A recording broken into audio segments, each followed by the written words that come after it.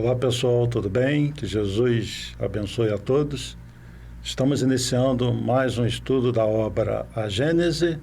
Vamos fazer o nosso preparo da obra Autoajuda e Autoajuda, de Celi Durão, durante trabalhos no MAP. São mensagens de Francisco Cipriano e Irmã Germana.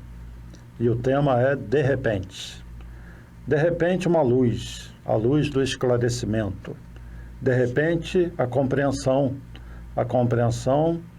da necessidade de ser feliz. De repente, o vislumbre da certeza da presença de Deus em nossa vida. De repente, de um sofrimento, o entendimento do porquê de nossa existência. De repente, o amor em todas as suas formas, inundando nossos corações e fazendo com que eliminemos os resquícios de egoísmo, de mágoas, de tristezas em nossos corações. De repente, o toque de humanidade nos unindo, nos ensinando que somos todos irmãos. De repente, uma visão da obra crística, que por sua abrangência contém todos os ensinamentos necessários à nossa felicidade. De repente, uma prece que tudo transforma e que produz o milagre de enxergarmos o verdadeiro propósito de nossa passagem pela Terra. De repente, o descobrimento de nós mesmos, o quanto podemos, quando queremos. Sejam felizes, retomem a felicidade que, por motivos diversos, insiste em se afastar. A felicidade de podermos ver as cores, imaginar saber que tudo é possível graças à bondade de nosso Pai. Que a alegria de viver penetre em nossos corações. Irmã Germana. Então vamos unindo nossas mentes, elevando o pensamento a Deus, agradecendo pela vida, por estarmos reunidos aqui nesse estudo, que possa Deus iluminar nossos lares, Jesus nos guiar durante essa passagem pela Terra, continuar nos guiando quando deixarmos a matéria mais grosseira, para vivenciarmos a vida plena espiritual. Que Ele nos dê força, que olhe pelos nossos entes queridos, que possamos ser felizes, relativamente felizes, por termos pelo menos o início do entendimento a respeito da grandiosidade da vida e do amor de nosso Deus. Que nos inspire no estudo, graças a Deus.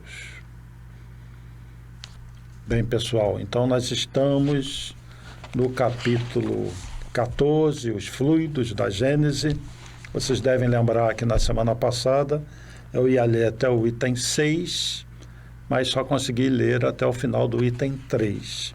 Nós falamos da matéria da tabela periódica, falamos da matéria escura, da energia escura, de como 96% do universo é formado por matéria e energia escuras, só 4%, essa matéria densa da tabela periódica, matéria que forma as estrelas, os planetas, mas tudo isso que a gente vê, essa matéria iluminada, é só 4%.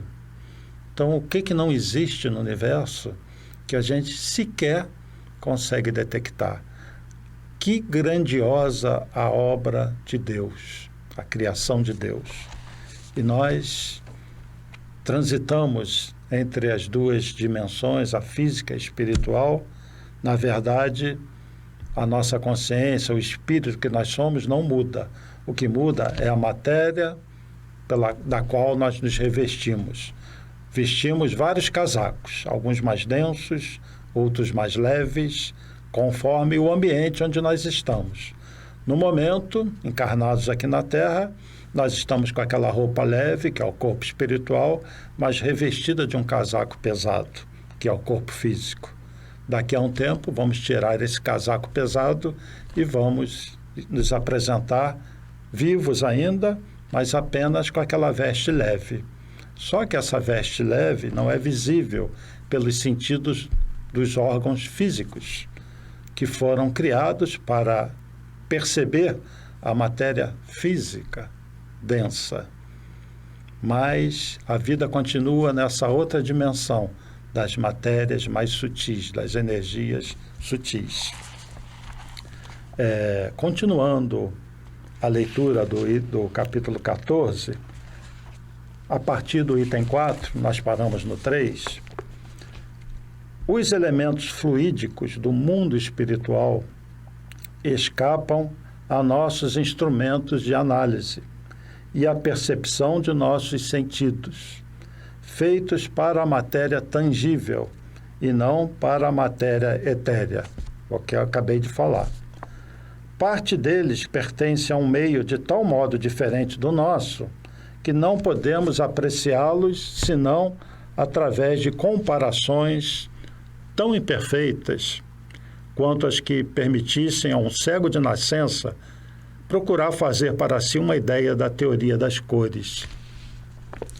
Porém, de tais fluidos, alguns são intimamente ligados à vida corporal e, de alguma maneira, pertencem ao meio terrestre. Não sendo possível sua percepção direta, pode-se observar seus efeitos, tal como se pode observar os do fluido do ímã, embora não seja visível. Ele está falando aqui do magnetismo. Pode-se mesmo adquirir sobre sua natureza conhecimentos de certa exatidão. Esse estudo é essencial, pois é a chave de uma quantidade de fenômenos inexplicáveis unicamente pelas leis da matéria.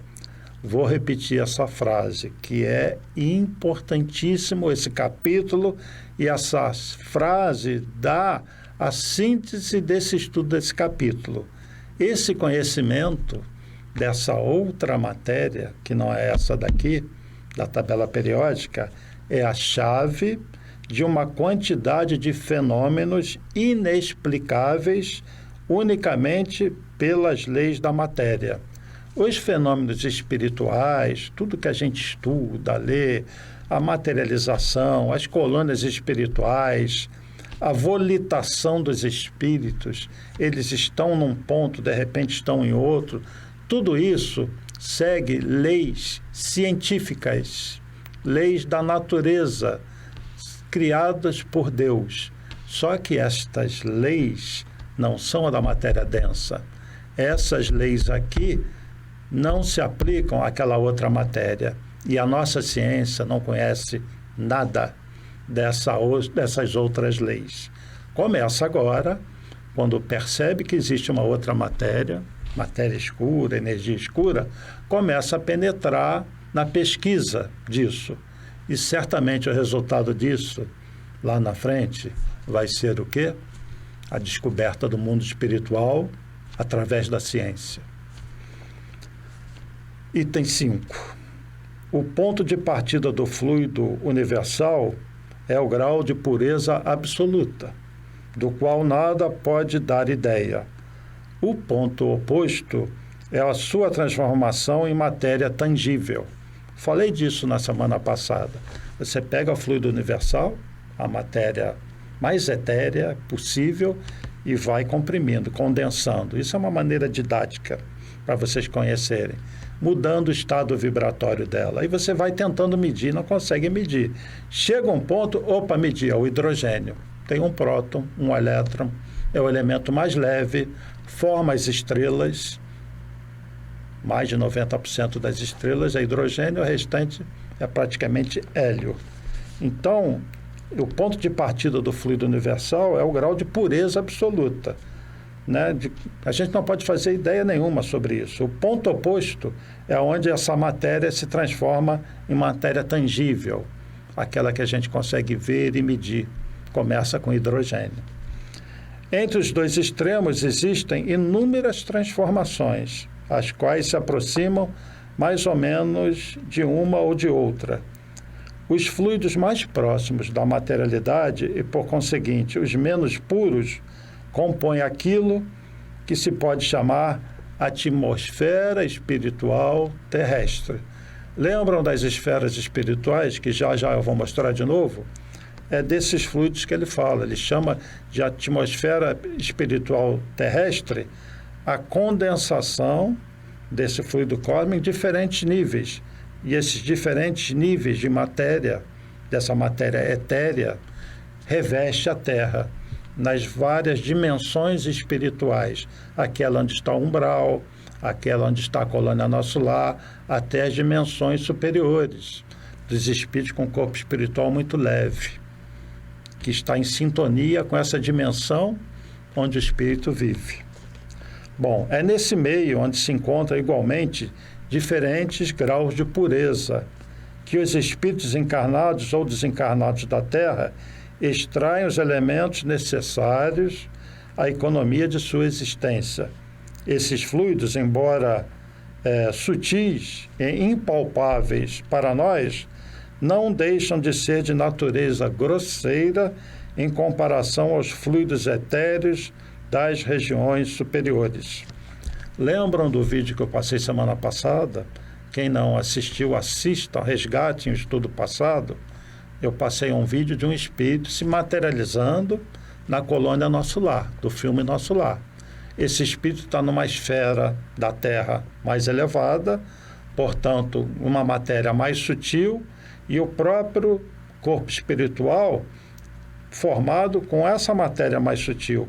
Para se apresentar num plano inferior, o que o espírito tem que fazer? Ele tem que adensar o corpo espiritual, usando a capacidade mental. Porque senão ele não vai ser visível na colônia Nosso Lar, embora esteja fora da matéria densa. Ou seja, não são todos os espíritos desencarnados que se veem, que se percebem. Os mais elevados, só adensando o corpo espiritual, se fazem visíveis aos que estão numa dimensão mais densa. Eu estou repetindo muito isso para se gravar, tá bom? O mesmo acontece na superfície de todos os mundos. Interessante isso, né? Ressalvadas as diferenças de constituição e as condições de vitalidade próprias a cada um, a cada mundo. Quanto menos a vida ali for material, menos os fluidos espirituais terão afinidade com a matéria propriamente dita. Existem muitos mundos que você tem a matéria sólida, igual à Terra, e tem as esferas espirituais. E você diz que tem vida naquele mundo, a vida existe nas esferas espirituais. Não existe necessariamente no plano dos encarnados, pelo menos usando essa matéria da tabela periódica. Então, a vida existe no universo disseminada em vários mundos, inclusive naqueles onde não existe a vida densa, em corpos como o nosso, ou parecidos com o nosso, pode não existir, mas pode existir nas chamadas esferas espirituais. Ou seja, o universo está repleto de vida, em várias formas. Esse parágrafo também é muito importante para a gente consolidar essa ideia de fluidos.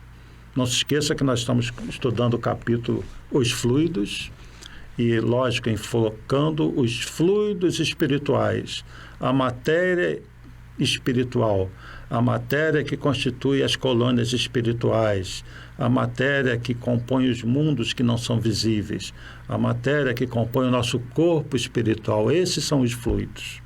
Então, vejam bem esse parágrafo agora. A qualificação de fluidos espirituais não é rigorosamente exata, pois que, em definitivo, trata-se sempre de matéria, mais ou menos quintessenciada. Nada há de realmente espiritual senão a alma, ou princípio inteligente. Eles são assim designados por comparação e, sobretudo, em razão de sua afinidade com os espíritos. Pode-se dizer que é a matéria do mundo espiritual. É por isso que são chamados fluidos espirituais. Repetindo, os espíritos estão dizendo aqui, Kardec, os espíritos através de Kardec, que na verdade de espiritual só o espírito. Quando você vê uma colônia Nosso Lar, um mundo qualquer que não é dessa matéria densa, o próprio corpo espiritual, Tudo isso é matéria, não tem nada de espiritual. É só para nós, encarnados, tudo que a gente não consegue ver, nós chamamos de espiritual. Só falta chamar o ar de espiritual, né? Mas o ar é matéria. Aqui, ó, tem oxigênio, nesse espaço aqui. Oxigênio, muito nitrogênio, que compõe a maior parte do ar, uns 20% aqui de oxigênio. O restante é nitrogênio e traços de outros gases. Nós não conseguimos ver, mas nós sabemos que existe. Nós não chamamos isso de fluidos espirituais. Mas o que nós não podemos medir, que está daquém do hidrogênio, aquém desses gases, a gente chama de fluidos espirituais, mas na verdade é matéria. Olha a ciência aí falando da matéria escura. Vocês estão entendendo? Então, tudo que constitui o mundo espiritual, nós podemos dizer que aquele mundo é material também. Simplesmente é uma matéria que a gente não consegue perceber. E quem disse isso é Kardec, tá bem? A gente chama de fluidos espirituais apenas por comparação com a nossa matéria mais grosseira. Porque, de fato, espiritual, só o espírito. Só existem 3 elementos no universo: Deus, espírito e matéria, sendo a matéria em diferentes níveis. Seja nesse plano sólido, líquido, gasoso, a matéria se apresenta assim, seja no estado radiante também, seja essa outra matéria que a ciência começa a querer arranhar, matéria escura, energia escura, que se apresenta em vários níveis também. Que os cientistas já estão percebendo isso. Lembra da história da árvore de Natal, na semana passada? Mas que, no século XIX, os espíritos já falaram, olha, não existe o vazio. É aquela pergunta do Livro dos Espíritos, pergunta 36, quando Kardec pergunta, existe o vazio no universo? Entre as estrelas, entre os planetas, é tudo vazio mesmo? E a ciência falava que sim, era o vácuo, não existia nada. De tempo para cá nananinaná, tem matéria sim, é a matéria escura e energia escura.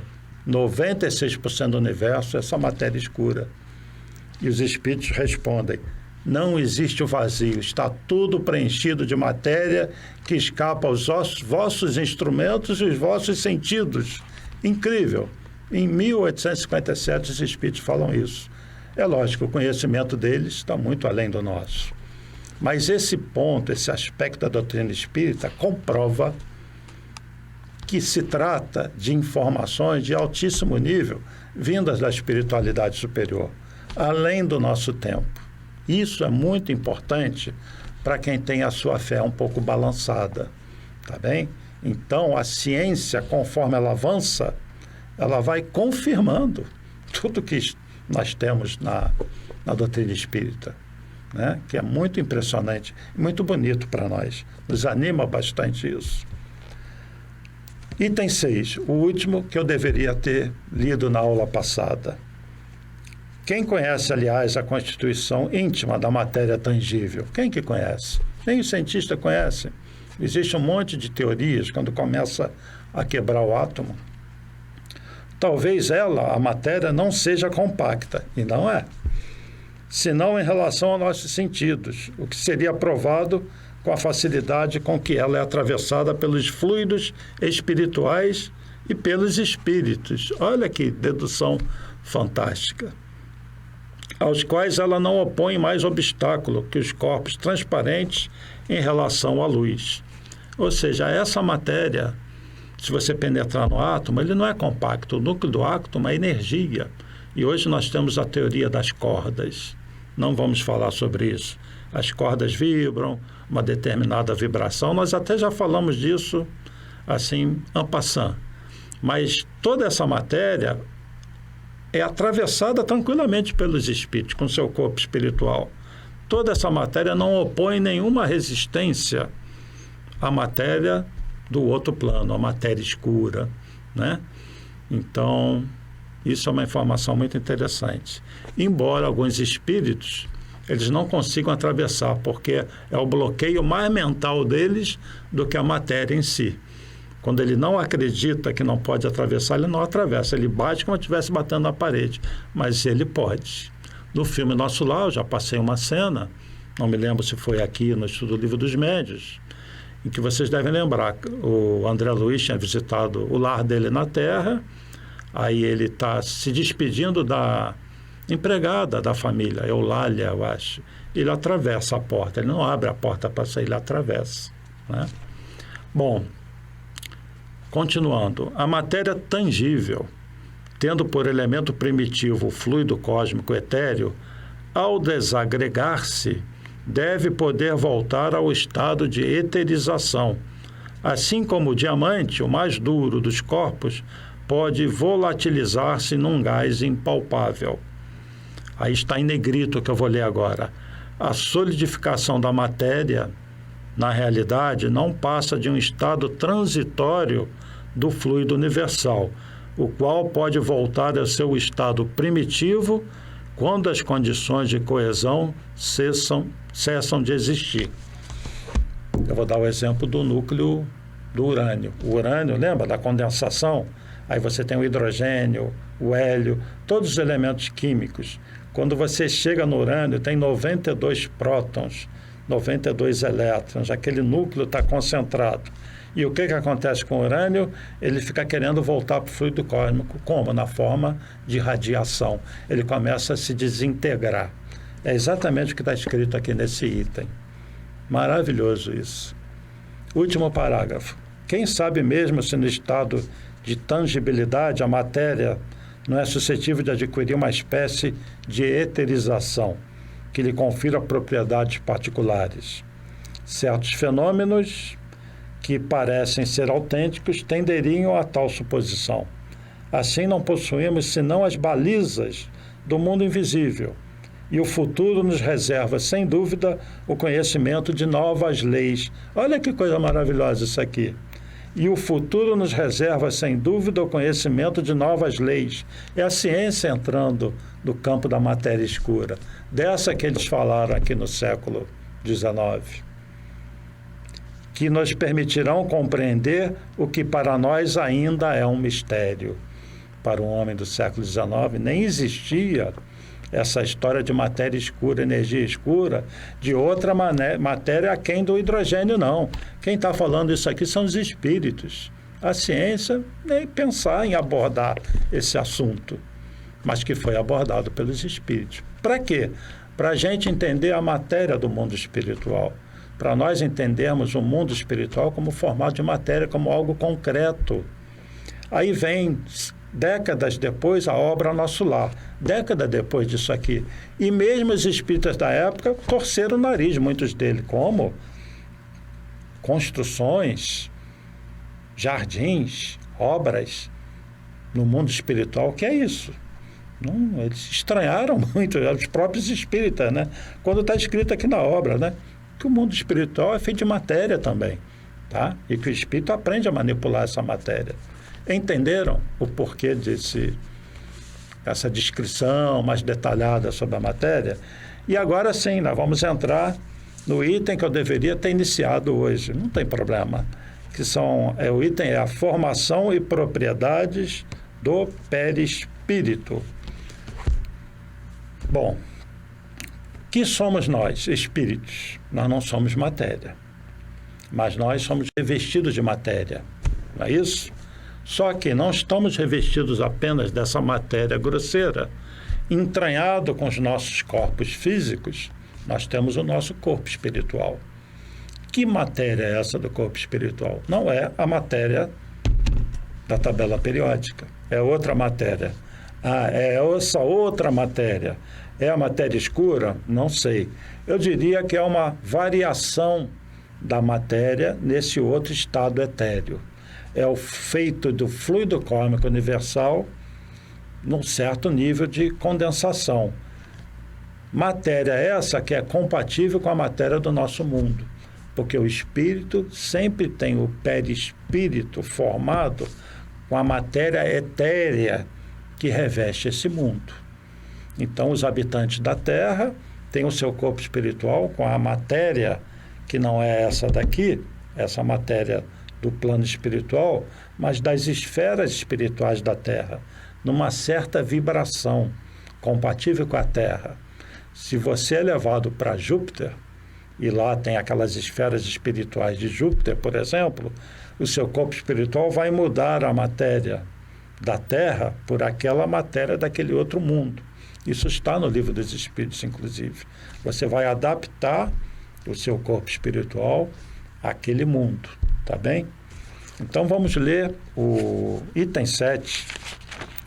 Esse assunto sobre o perispírito, ele é muito importante, tá bem? O perispírito, ou o corpo fluídico dos espíritos, que é o corpo espiritual, é um dos produtos mais importantes do fluido cósmico.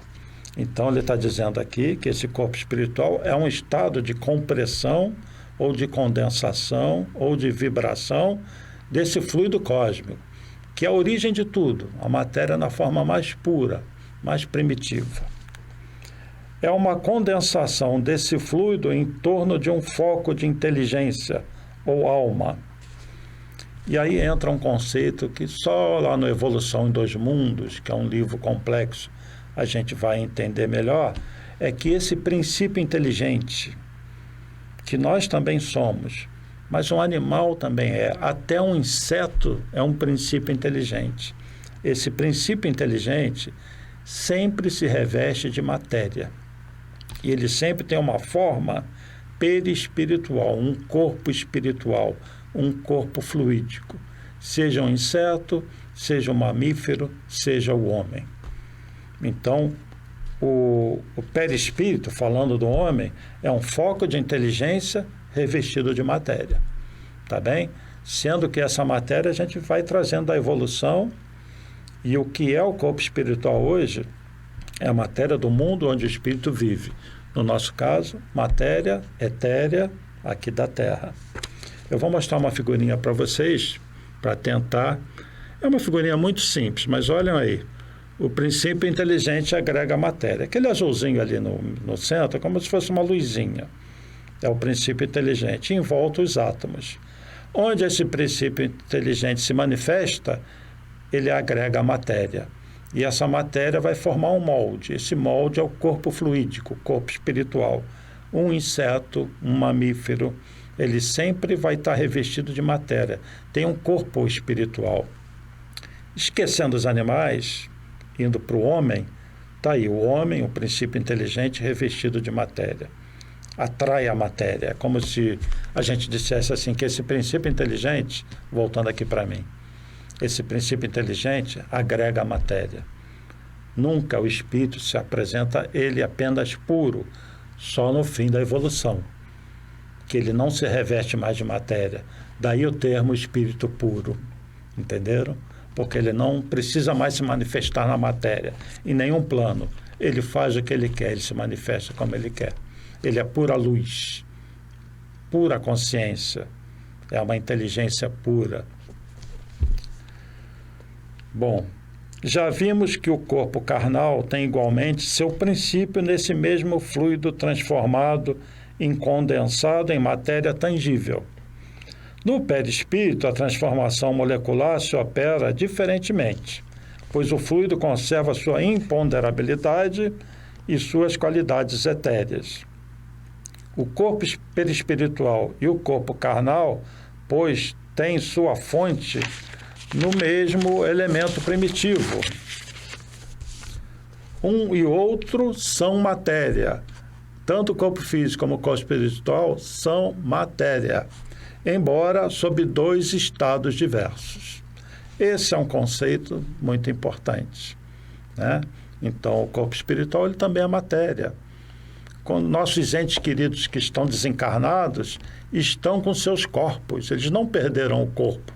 Perderam o corpo físico, tiraram o casaco mais grosseiro. Quando eles encarnaram, nós que estamos aqui ainda estamos por cima de uma veste leve, que é o nosso corpo espiritual, estou repetindo isso para ser gravado. Nós, quando encarnamos, vestimos um casaco pesado.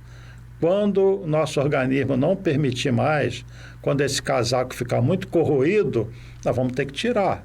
E vamos voltar de onde nós viemos com aquela roupa levinha que é o corpo espiritual. Tá? Então, os dois são matéria. Tanto o casaco pesado como a roupa levinha são matéria, mas de natureza diferente. Vamos dizer que um é seda e o outro é veludo, né? Um é levinho, o outro é mais grosseiro, por aí. Item 8. Os espíritos extraem seu perispírito do ambiente onde se encontram. Isso é muito importante. O que quer dizer que esse envoltório é formado dos fluidos ambientais. Daí resulta que os elementos constitutivos do perispírito devem variar segundo os mundos. Ou seja, na Terra, o nosso perispírito é revestido com uma certa matéria. Esse espírito, para se apresentar em outro mundo, vai se revestir da matéria desse outro mundo. Não existe na literatura espírita muita explicação de como isso acontece. O que existe no Livro dos Espíritos, que essa mudança molecular, vamos dizer assim, é instantânea. O espírito está lá instantaneamente, ele se reveste daquela matéria. Tá bem? Talvez por uma incompatibilidade vibratória, tá? Vamos dizer que eu tenho que me revestir do casaco daquele mundo. Aquele mundo requer um casaco diferente do que eu visto nesse mundo aqui.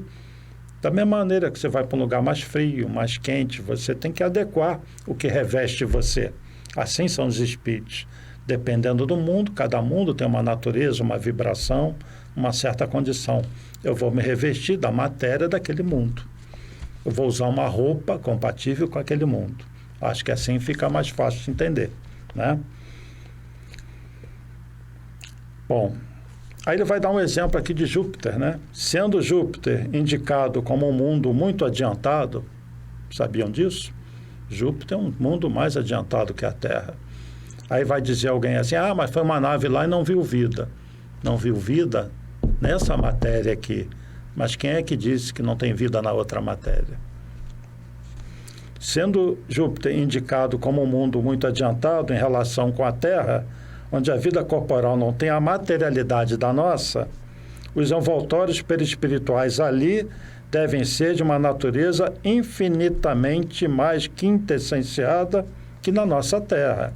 Ora, do mesmo modo que não poderíamos existir naquele mundo com nosso corpo carnal, nossos espíritos ali não poderão penetrar com seu perispírito terrestre. Ao deixar a Terra, o espírito aí deixa seu envoltório fluídico e reveste um outro apropriado ao mundo onde deve ir. Eu acabei de ler. Se a gente vai para um outro mundo, se vai vestir a roupa compatível com aquele outro mundo. Nosso perispírito troca aquelas moléculas perispirituais dessa vibração desse mundo onde nós estamos pelas moléculas perispirituais, pela vibração daquele outro mundo. Tá bem? Eu vou concluir aqui o item 9, que eu queria ainda passar um filmezinho para vocês, o tempo está muito curto. Esse assunto é tão fascinante, tão importante, que a gente acaba embalando e acaba... Eu vou fazer o seguinte, vou dar uma parada aqui nesse item 8 e vou passar um vídeo para vocês.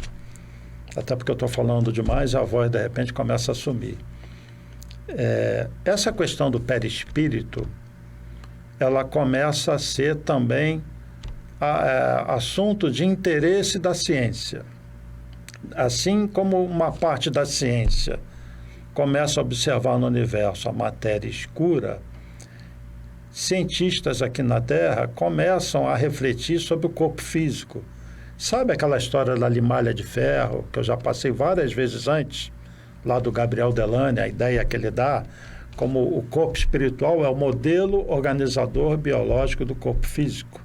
E ele compara, né, os átomos, quando o embrião começa a se formar no útero da mãe, depois da fecundação, como essa matéria sendo agregada, ela segue certas linhas de força, lembrando a limalha de ferro espalhada num papel que tem um ímã por baixo, onde a limalha vai se movimentar copiando as linhas de força do espectro magnético daquele ímã.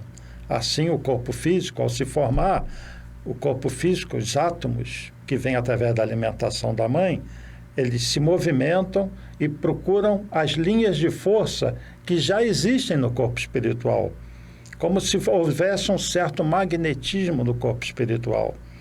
E aí o corpo espiritual vai moldar o corpo físico como modelo organizador biológico. Ou seja, na geração do corpo físico, do nosso corpo, não age apenas a genética, não apenas o DNA com as suas leis, o ácido desoxirribonucleico, aquela hélice, né, do DNA. Age também o corpo espiritual. Sem o corpo espiritual não se forma o corpo físico. Não é só um processo biológico, é um processo que envolve o corpo espiritual. Portanto, é um processo espiritual também. A nossa encarnação no corpo físico é um processo que envolve a genética, a ciência do plano físico e envolve o corpo espiritual, a ciência do corpo espiritual. E aí as duas coisas se unem. Então eu vou passar um videozinho para vocês de 5 minutos e 30 segundos mais uma vez, eu estou divulgando também pessoas conhecidas na doutrina espírita. O Dr. Paulo Frutuoso, que é médico oncologista, vai falar sobre esse aspecto do perispírito. Ao invés de eu falar aqui, eu preferi colocar o Paulo falando. Então assistam esse vídeo de 5 minutos e 30 segundos, já voltamos para concluir. Então, isso tudo que está acontecendo na natureza, essa evolução, não pode ser obra do acaso, porque as evidências contra isso são muito fortes. É o que a ciência diz que são evidências empíricas. O que é uma evidência empírica? Evidência empírica é aquilo que você não consegue provar no laboratório. Mas as evidências estão tão fortes que você não pode negar. Isso é uma evidência empírica. E existem muitos exemplos desses na natureza, e eu vou lhes dar um outro exemplo. Outro mistério intrigante é por que nós somos constituídos da forma que somos. Se eu pegar um espermatozoide, unir com um óvulo e colocar para que ele se desenvolva numa placa de nutriente dentro de um laboratório, eu vou formar um ovo. O ovo vai dar 2 células, vai dar 4, vai dar 8, vai dar 16, vai dar 32, vai dar 64, mas aquela colônia de células não vai constituir um corpo humano. Então, por que no laboratório não é constituído e quando esse ovo está implantado no útero materno, ele se constitui um ser humano? Existe alguma forma dentro do útero materno? Nunca ninguém provou que ele exista. Existe algum hormônio materno que oriente a formação do corpo humano no feto? Nunca ninguém provou a existência desse hormônio. E aí a ciência vem, mais uma vez com as evidências empíricas, e apresenta a solução da existência de corpos ou de campos morfogenéticos. O autor, para quem tiver interesse em entrar na internet, é Sheldrake, um cientista que empiricamente disse que não tem outra explicação. Existem campos extrafísicos, além da física, metafísicos, que moldariam o corpo humano. Fields are regions of influence. It's easier to see what fields are with magnetic fields. These balls are little magnets, and as I drop them onto the plate, the balls attract each other or repel each other. They turn around, and so they all join up in patterns. There's a self-organizing property in fields. They're inherently integrative. And what I'm suggesting is that there's another kind of field called morphic fields, which organize the bodies of animals and plants. Bastariam que esses cientistas lessem as obras de Allan Kardec na metade do século XIX. E eles saberiam, então, que no século XIX, Kardec já sabia da existência de uma coisa chamada perispírito, que eles estão chamando agora de campos morfogenéticos. São esses campos morfogenéticos que nós não alcançamos com a tecnologia atual, que moldam os nossos corpos. São esses campos morfogenéticos que são sensíveis a qualquer comportamento nosso, a qualquer palavra nossa, a qualquer pensamento nosso.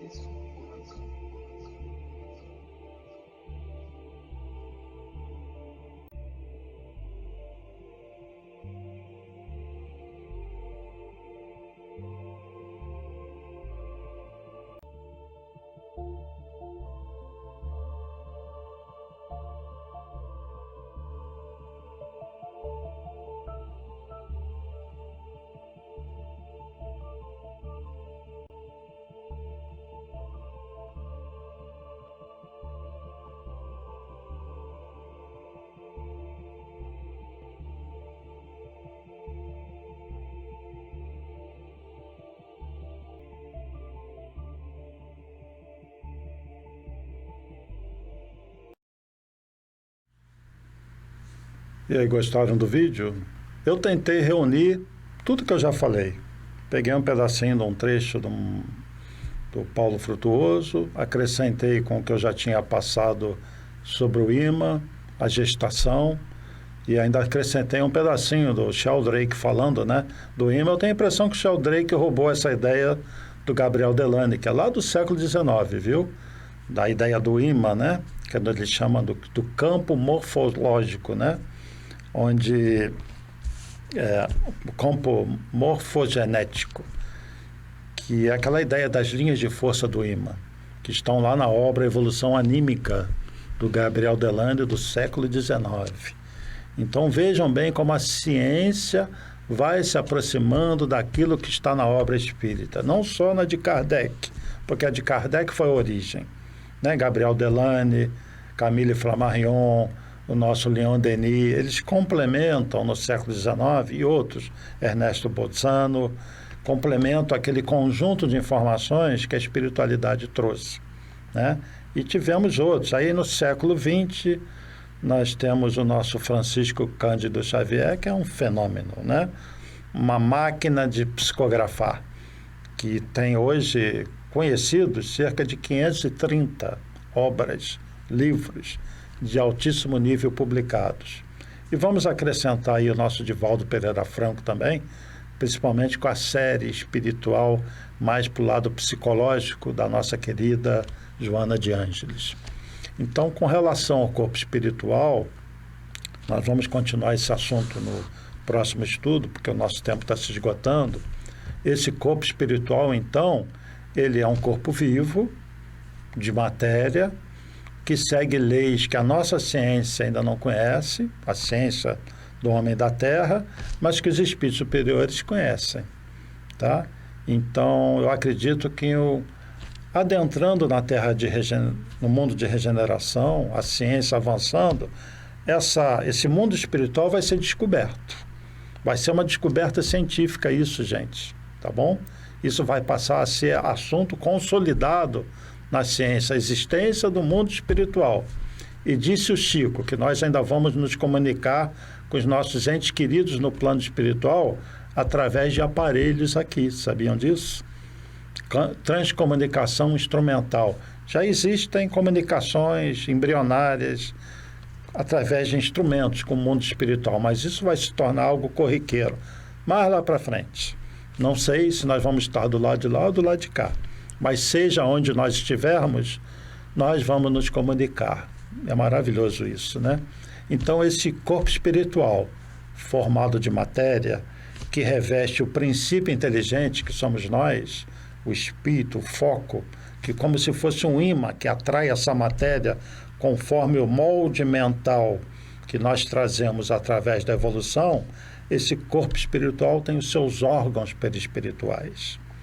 Só que as leis dessa matéria são diferentes da matéria do corpo físico. E essa matéria é muito suscetível à ação do pensamento.